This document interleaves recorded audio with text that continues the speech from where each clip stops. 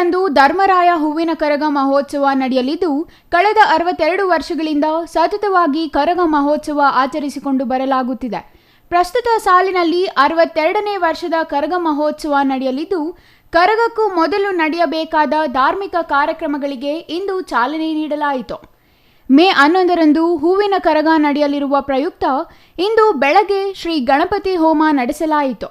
ಶ್ರೀ ಜಾಲಾರಿ ಗಂಗಮ್ಮ ದೇವಿಗೆ ವಿಶೇಷ ಪೂಜೆ ನಡೆಸಿ ದಂಪತಿಗಳಿಂದ ವಿಶೇಷ ಹೋಮ ನಡೆಸಲಾಯಿತು. ಚಿಕ್ಕಬಳ್ಳಾಪುರ ನಗರದ ಎಲ್ಲ ಸಾರ್ವಜನಿಕರಿಗೂ ತಾಯಿ ಗಂಗಮ್ಮ ದೇವಿ ಆಯಸ್ಸು ಆರೋಗ್ಯ ಕೊಟ್ಟು ಕಾಪಾಡಲಿ, ಉತ್ತಮ ಮಳೆ ಬೆಳೆ ಆಗಲಿ ಎಂದು ಶ್ರೀ ಧರ್ಮರಾಯ ಕರಗ ಮಹೋತ್ಸವ ಕಾರ್ಯಕ್ರಮ ಯಶಸ್ವಿಯಾಗಲಿ ಎಂದು ವಿಶೇಷ ಪೂಜೆ ನಡೆಸಲಾಯಿತು. ಮೇ 7ರಂದು ಚಂಡಿಕಾ ಹೋಮ, ಜಾಲಾರಿ ಗಂಗಾದೇವಿ ಸಹಸ್ರನಾಮಾರ್ಚನೆ ನಡೆಸಲಾಗಿದೆ. ಮೇ 8ರ ಮಂಗಳವಾರ ಕಳಶ ಸ್ಥಾಪನೆ ಕಾರ್ಯಕ್ರಮ ನಡೆಯಲಿದ್ದು, ಮೇ 9ರ ಬುಧವಾರ ಅಯ್ಯಪ್ಪ ಸ್ವಾಮಿ ದೇವಾಲಯದಿಂದ ಶ್ರೀ ಧರ್ಮರಾಯ ಸ್ವಾಮಿ ಹಸಿ ಕರಗ ತರಲಾಗುವುದು.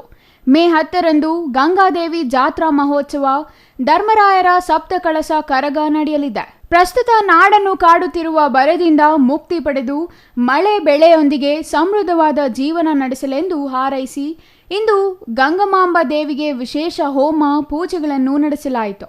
ಅಲ್ಲದೆ ಕರಗ ದಿನವಾದ ಮೇ 11ರಂದು ಮಧ್ಯಾಹ್ನ 12ಕ್ಕೆ ಧರ್ಮರಾಯ ಸ್ವಾಮಿ ಮತ್ತು ದ್ರೌಪದಮ್ಮನವರ ಕಲ್ಯಾಣೋತ್ಸವ, ರಾತ್ರಿ 9ಕ್ಕೆ ಧರ್ಮರಾಯನ ಹೂವಿನ ಕರಗ ಮಹೋತ್ಸವ ನಡೆಯಲಿದೆ. ಇನ್ನು ಗಂಗಮ್ಮ ದೇವಾಲಯದಲ್ಲಿ ಇಂದು ನಡೆದ ಧಾರ್ಮಿಕ ಕಾರ್ಯಕ್ರಮಗಳಲ್ಲಿ ಧರ್ಮರಾಯ ಸ್ವಾಮಿ ಕರಗ ಸಮಿತಿಯ ಗೌರವಾಧ್ಯಕ್ಷ ವಿ ಗಂಗಾಧರಮೂರ್ತಿ, ಕರಗ ಸಮಿತಿ ಅಧ್ಯಕ್ಷ ಕೆವಿ ಮಂಜುನಾಥ್, ರಾಮು, ನಗರಸಭೆ ಮಾಜಿ ಅಧ್ಯಕ್ಷ ಮುನಿಕೃಷ್ಣ ಹಾಜರಿದ್ದರು.